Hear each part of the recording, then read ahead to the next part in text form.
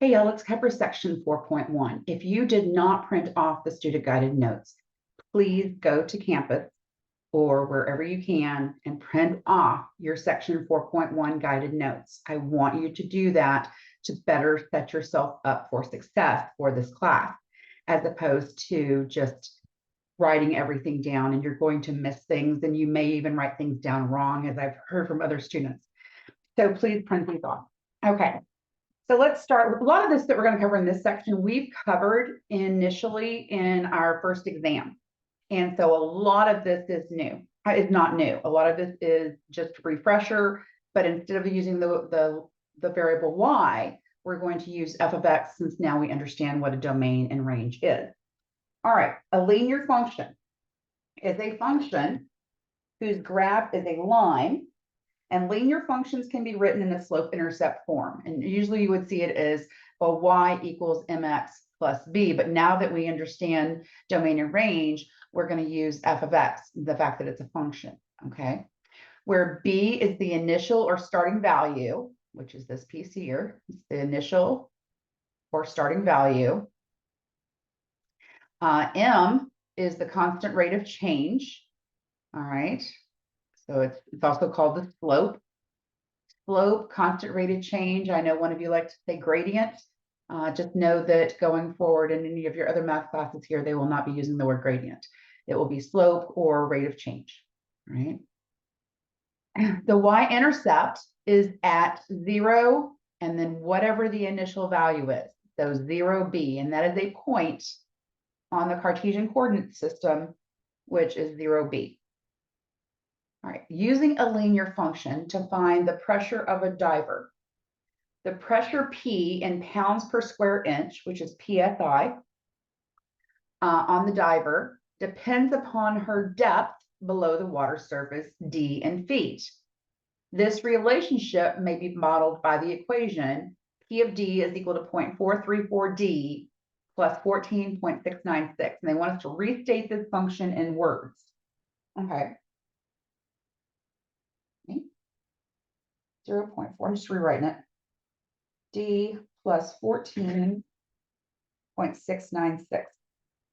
All right, we need to understand what P of D is. All right, and P of D, this is going to be the PSI based on depth in feet. PSI, depending upon what the depth is. And what we're finding out is the PSI is with 0. So what if we put in 0 for this? Then our PSI would be 14.696 at 0 feet. So the PSI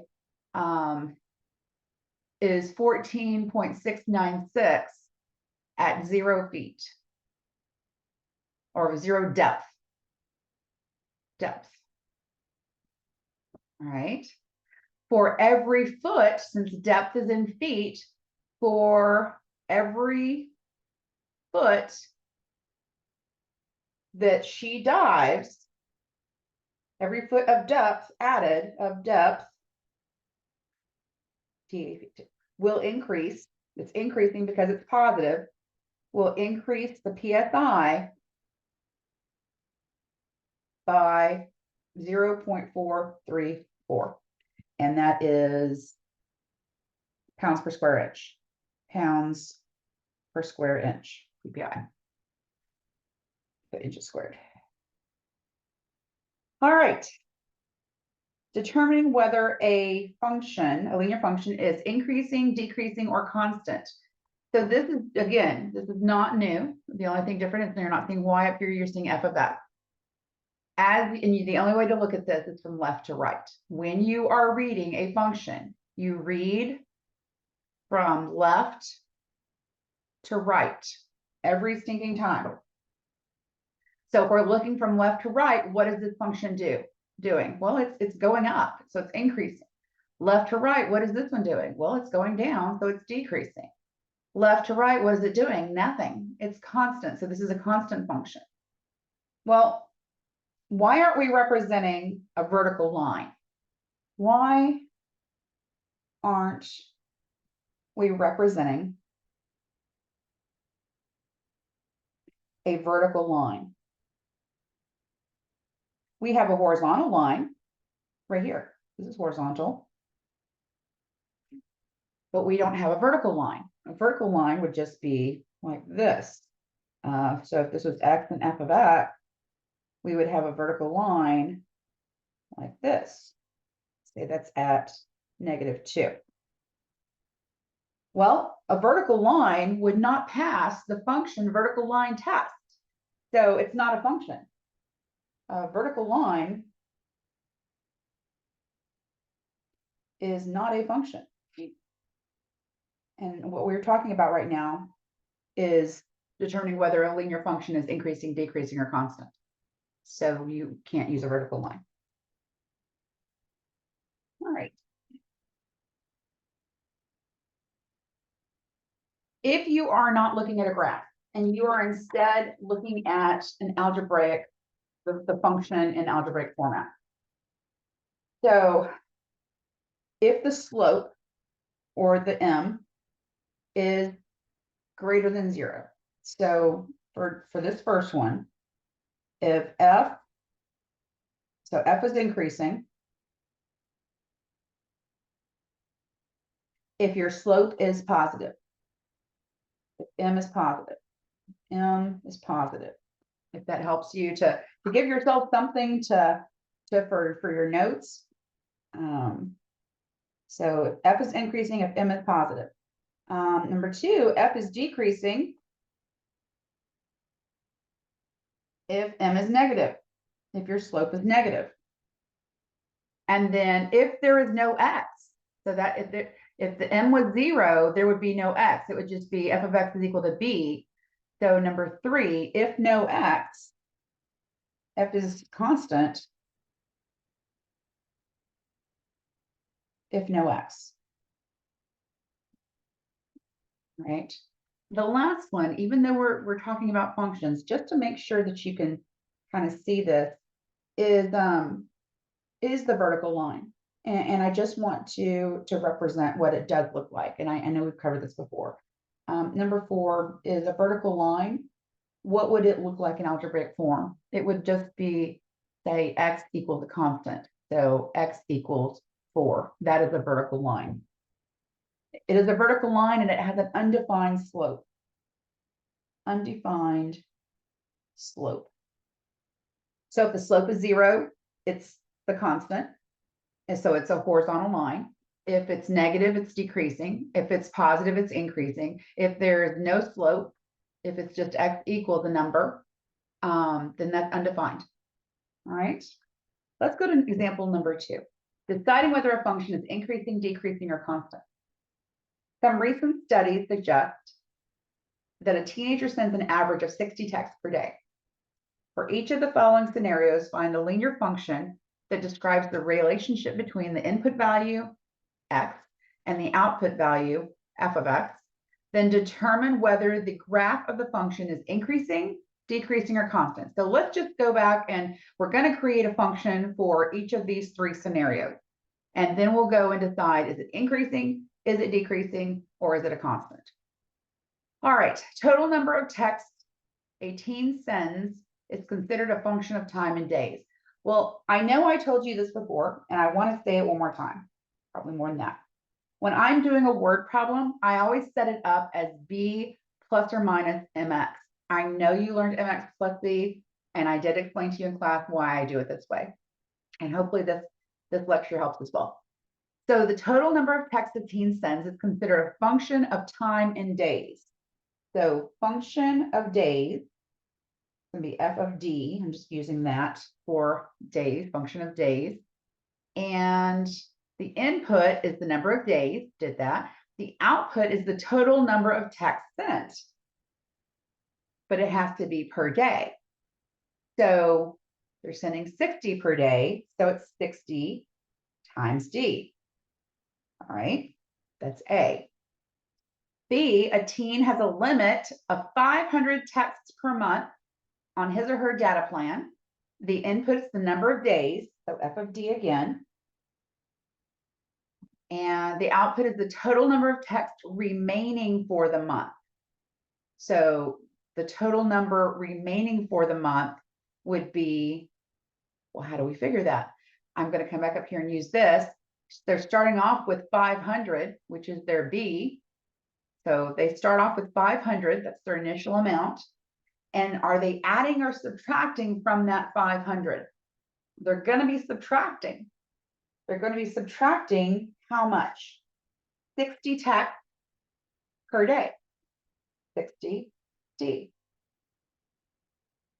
All right. The way I looked at that is it was the amount remaining for this one, amount remaining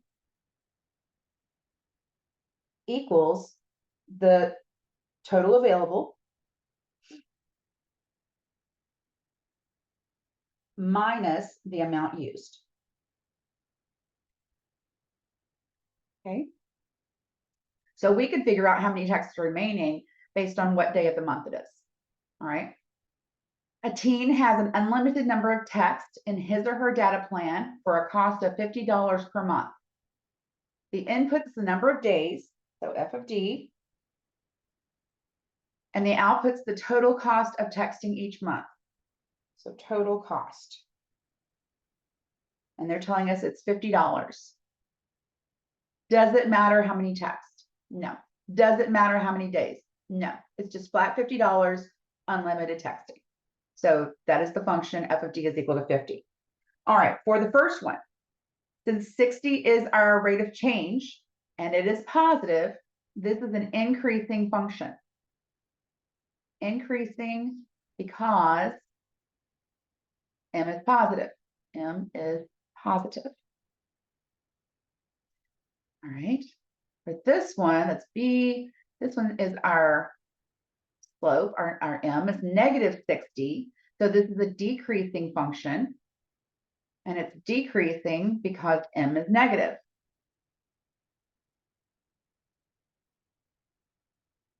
Okay. And the last one is this is a constant function. There's no change at all. This would look like a horizontal line if we drew this. The days do not matter. It doesn't matter at all because there's no D. All right. Interpreting slope as a rate of change. We are back to the slope formula again, and nothing has changed here. M is equal to the change in output over the change in input. We're going to use y sub 2 minus y sub 1 over x sub 2 minus x sub 1, and we're going to have two variables for each. We'll basically having 2 points. All right, so we're using that a lot.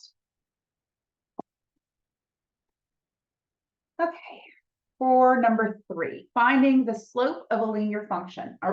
Leave yourself a little space on here because we're going to do a couple more things after we find the slope. So just leave yourself a little space over here. You'll see that I'm doing the same. In fact, I should probably just cut this in half just to give myself some room. And I want to give you as much practice as I can before we meet up. If f of x is a linear function and 3, -2, and 8, 1 are points on the line, find the slope. That's what I'm going to start with. So I've got points 3, -2 and 8, 1. I'm going to label them x1, y1, x2, y2. And it doesn't matter which one is which. Okay.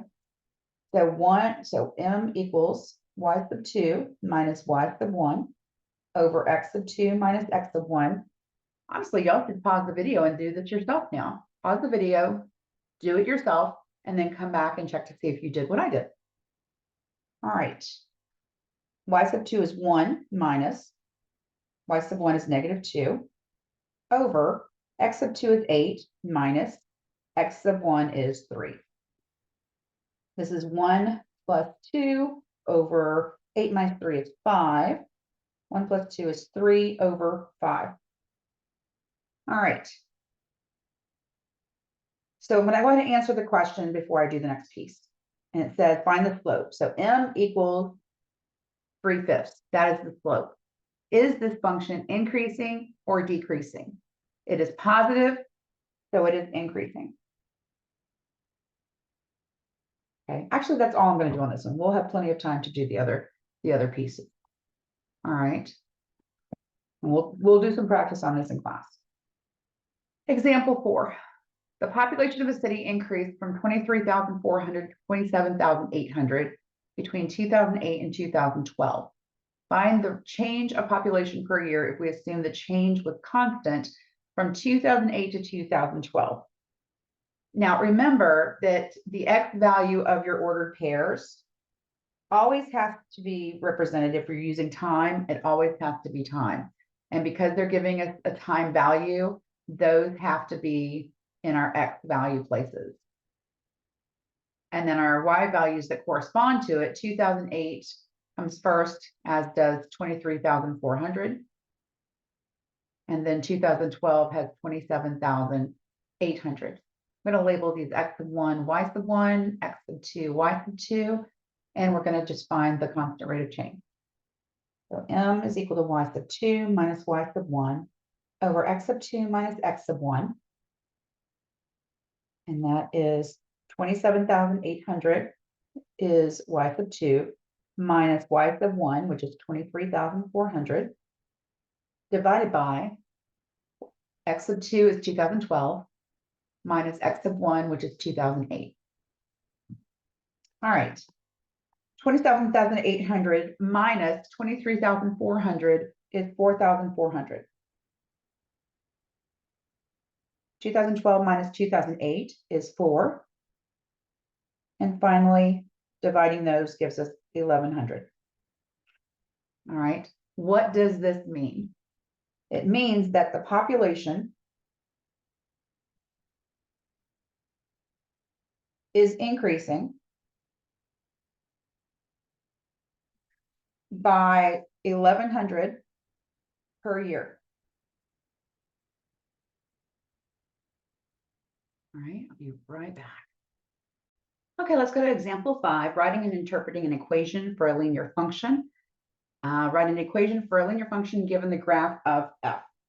So before we can do that, we need to find the slope, and I'll get you through this entire process. I'm going to show you a couple different ways to how to handle this. The first thing is the slope. M is equal to Y sub 2 minus Y sub 1 over X sub 2 minus X sub 1. All right. I just need 2 points, and I can use the one right here. All right, that's the y-intercept. So that'll be nice because we could use the formula y equals mx plus b, or f of x actually is mx plus b, since that's what we're doing. And b is going to be 2 because that is our y-intercept.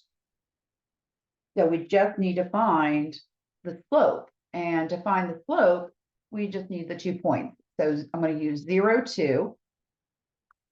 And, oh, this looks fine. And use 2, 8. Anything else we could have done? We could have done this one as well. Yeah, those are pretty nice. All right, so let's just go with these. So x1, y1, x2, y2. M is equal to 8 minus 2 divided by x sub 2 is 2 minus 0. 8 minus 2 is 6 divided by 2 is 3. So our function is f of x is equal to 3x plus 2. Simple way to do it. There's another way. It's called the point slope formula. But given the fact that we could see what the y-intercept was, this is by far the best way to do it. Okay, we'll do the other one here in a minute. Example 6, write an equation for a linear cost function. Suppose Ben starts a company in which he incurs a fixed cost of $1,250 per month. Okay, so what you need to understand is there's 2 different types of costs that are basically generic. There's fixed and there's variable cost. The fixed costs are the ones that you're going to have the same exact thing every single month. So say your cell phone bill, it doesn't change if you have just one price and everything's included. So that would be your fixed cost. Your electric bill, however, changes every month. It's not consistent. All right. So that would be a variable cost, but fixed cost is going to be our fixed costs do not change. Do not change. And that's for fixed cost. All right. So that's going to be our y-intercept. So it's $12.50, fixed cost of $12.50 per month for the overhead, which includes office rent. His production costs are $37.50 per item. Write a linear function. So it's going to be based off of f of x is equal to b plus or minus mx. Instead, we're going to have c of x is equal to what? Well, the fixed cost is $1,250. And to that, he's adding $37.50 per item. And X is our items. All right, so the way I look at this, I want to go back and deal with the original f of x function.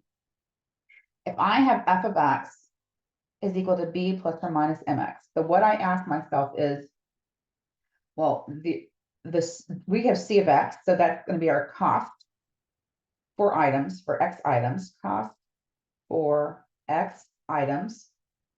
And that's equal to the initial value of, what are we doing, $12.50? So the initial value. And then are we adding or subtracting? Well, we're adding more cost. So it's going to be plus the amount that is, which is our $37.50 price per item. And then X is our number of items.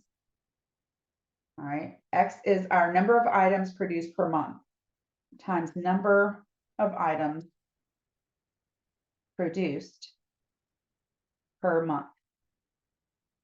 Just to understand how this is getting set up, all right, for the wording. I also want to do one more thing. What would it cost? What's the cost for producing 138 items? What is the cost for producing 138 items? How would you solve that? Well, 138 items, the number of items is our X. So the cost for 138 items is 1,250 plus 37.50 times 138. All right, so that's 12.50 plus, it's going to be 37.50 times 138. Oh goodness, second. So 37.50 times 138 is 51.75 plus the 12.50 is 64.25. So 64.25. So it will cost $6,425 to produce 138 items. Okay. What if we know the cost and we want to know how many items are produced? So if his cost, let's go with another one. If his costs are, let's go with $21,012.50. How many items are produced? How many items were produced?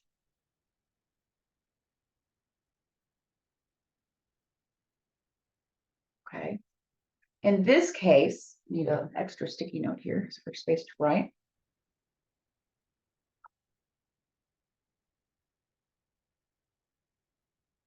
All right. In this case, we're going to put the 21,012.50 equal to our cost function. 12.50 plus 37.50 X. And we're going to solve for X, which is going to be the number of items that were produced.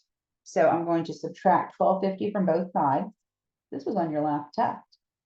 Something similar to this, not in a word problem format. So 21,012.5 minus 12.50 equals, and that's 19,762.50, 19,762.50 equal to 3750 x. We're going to divide both sides by 3750. Divide that by 3750. So 527. 527 items were produced. Okay. And that is it for that one. The next one, I want to give you another example before we do this one, because this one's going to give us some nasty fractions, and I want to give you how to do this before fractions so that you're set up a little bit better. I should have enough room. So I'm going to do it over here just to the side, if you're cool with that. And instead of the ones that we have here, I'm going to use these. We'll use f of -6 is -4. So f of -6 is -4. And f of 8 is 20. All right. Same concept of what we're doing, but this one's going to give us a little bit of a better turnout. And they're asking us to find an equation for the function in slope-intercept form. All right. So the first thing we have to do is find our points, because these are basically just points. Where x is -6, y is -4, x is 8, and y is 20. So I need to find my slope, x1, y1, x2, y2, is 20 minus -4 over 8 minus -6, 20 plus 4, 8 plus 6 is 24 divided by 14. I thought I had something pretty here. What did I do here? 8, 6, 24. Yeah. 8, it's 14. I thought I could have sworn I got something prettier for y'all. I am so sorry.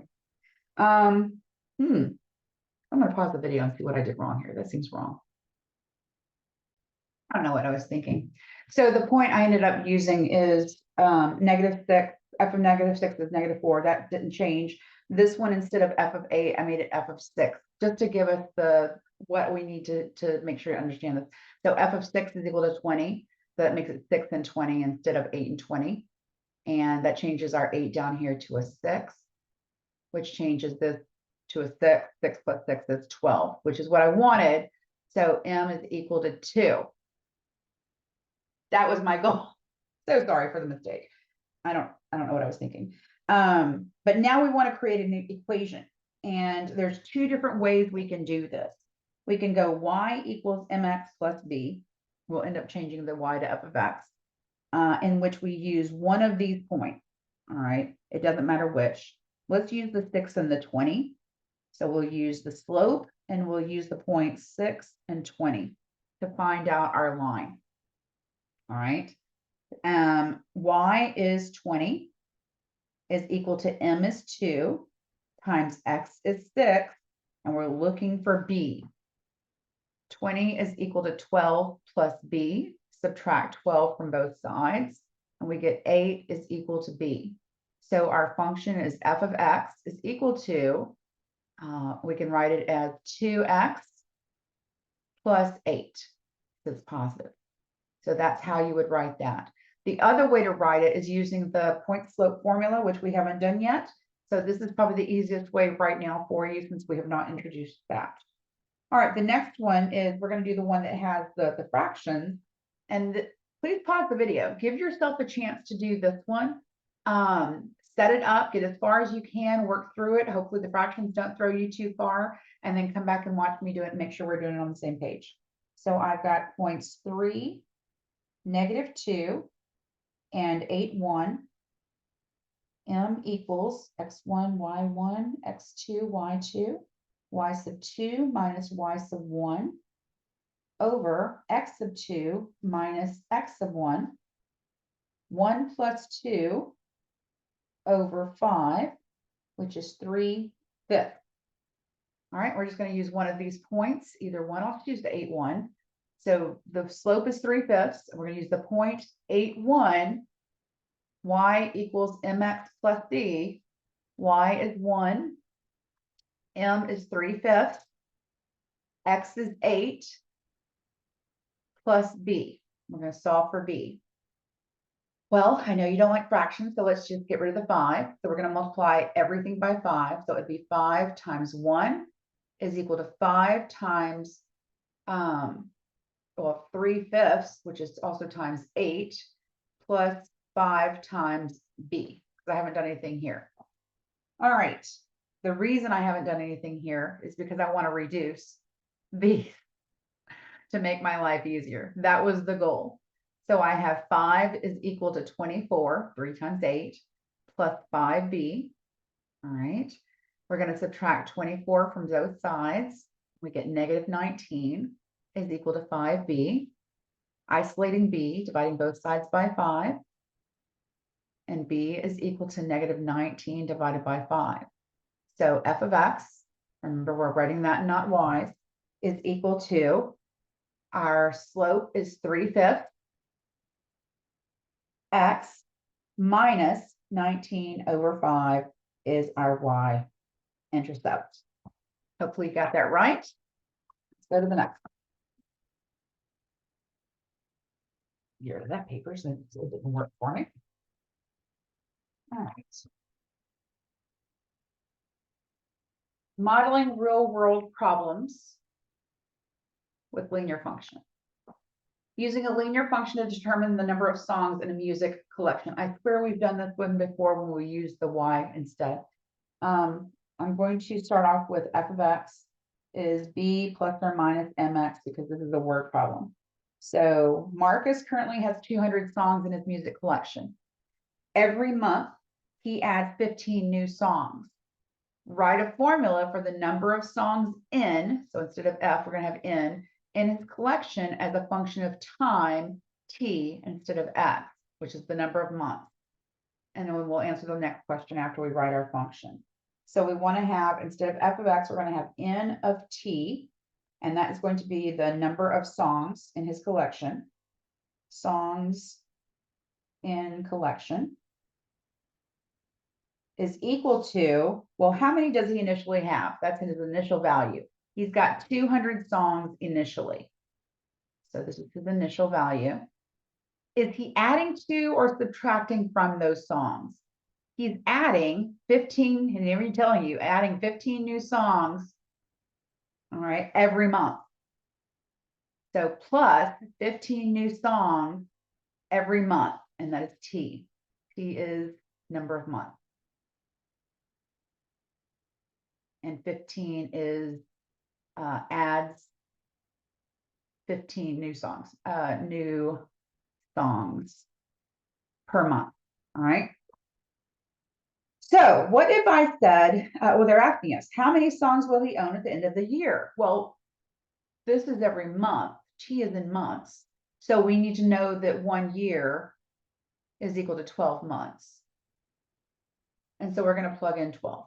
N of 12 is 200 plus 15 times 12. 15 times 12 is 180. So that's 380. So he will have 380 songs in 1 year. He will have 380 new, no, not new, 380 songs in 1 year.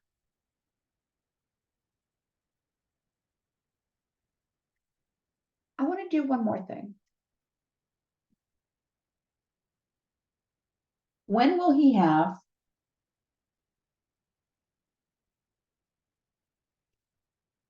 635 songs?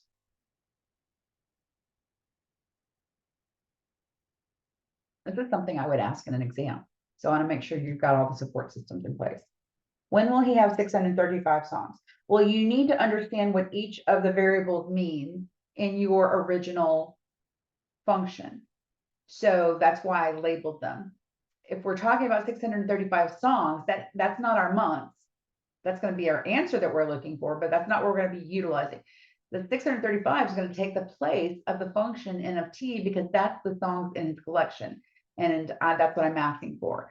So n of t, n of t is equal to 635. So 635 is equal to 200 plus 15t. I need to subtract 200 from both sides. I'm solving for T. I get 435 is equal to 15T, and then divide both sides by 15. T is equal to what? 435 divided by 15 is 29. Okay. Would we say that he will have 635 songs in 29 months? I mean, we could, but typically we would say, well, there's 24 months in a year, so 2 years, 5 months. So he will have 635 songs in 2 years and 5 months. Because right, 29 minus 24 gives us 5. Yeah, 2 years and 5 months. All right, let's go to the next one. Working as an insurance salesperson, Ilya earns, I hope I'm saying that right, earns a base salary plus commission on each new policy. Okay. So I'm going to start off with f of x is equal to b plus or minus mx. And they're wanting, therefore, Ilya's weekly income, we're using I, depends on the number of new policies he sells during the last week. So I of n is his weekly income. Just so that I know what I'm dealing with here. B is the initial amount that he's making. That's his base. That's his base that he's making. And since he's not subtracting anything, he's adding however much per new policy. So this is this whole thing is going to be his commission. Base plus commission, right? Base plus commission. The N is going to be the new policies. New policies. All right. Well, what do we have any information? Last week he sold 3 new policies and earned $760 for the week. Cool, that's an ordered pair. 3 and 760. The week before he sold 5 new policies and earned $920. Find an equation for I of n. Oh, I'm glad we're doing this because we're gonna have to interpret the meaning of the components. So first thing we're gonna do is find the constant rate of change. X1, Y1, X2, Y2. 920 minus 760 divided by 5 minus 3. That's 160 divided by 2, which is 80. So that is his commission base. And I'm going to put that right there. That's his float. We don't know what his base salary is, but right now, if we looked at this, this would just basically be Y equals B plus 80 X. If we were just looking at this old school like we used to, and we're going to solve for B. So if we're going to solve for B, we just need one of these 2 points to choose to solve for B. I'm just going to choose 3 and 760. So 760 is my Y. And that's given the fact that he's got a base salary plus $80 and 3 new policies. So this is 240. Subtract 240 from both sides. And B is equal to 520, which is his base salary. All right. So we've got a function. The function is I of n is equal to his base salary 520 plus 80 n. So to write what they're asking us is to interpret the meaning of the components of the equation. I would say that Ilya has a base salary of $520 and earns $80 for each new policy. Has a base weekly salary. This is his weekly. There we go. That's better. Got my dollar signs. Looks good. What if I wanted to know how much is his weekly income if he sells 9 new policies? So how much would he make that week? Let's figure that out. If we have I of n is 520 plus 80n, and I want to know how much money he's going to make, which I'm looking for the I of n, if he sells 9 new policies. Then I plug in 9 everywhere there's an n, because that would be the new policies, right? So I of 9 is 520 plus 720, 80 times 9. And that's equal to what? 7, 8, 9, 10, 11, 12. $1,240. Well, he would earn $1,240 if he sold 9 policies. Is the way you would answer that. What if I wanted you to know how many policies did he sell given in a certain dollar amount? So say we want to know, well, what was this question? How much, just so we have this written out, how much is his weekly income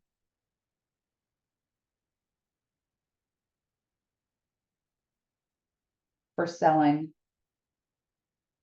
9 policies, 9 new policies?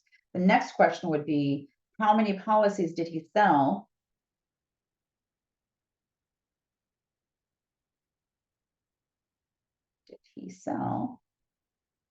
if his weekly salary is, if his weekly salary is 1,560.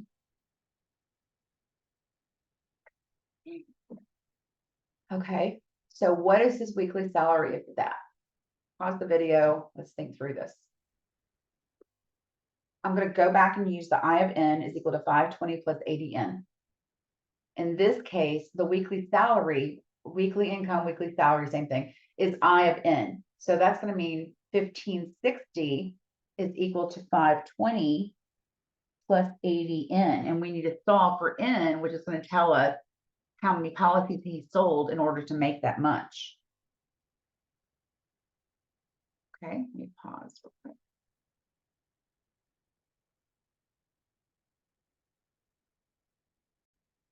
Okay, I'm going to finish this problem, then I'll have to make a second video. I'm so sorry. I've got too many jobs. So let's finish this. Solving for n, subtracting 520 from both sides. And we get what? 1,040 is equal to 80n. Divide both sides by 80. And we get n is equal to,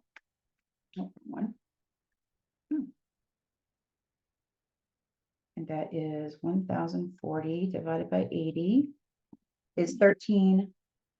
So he sold 13 new policies in order to make $1,560 in that week. All right. I will be back with the rest of them in the second video. I'm so sorry.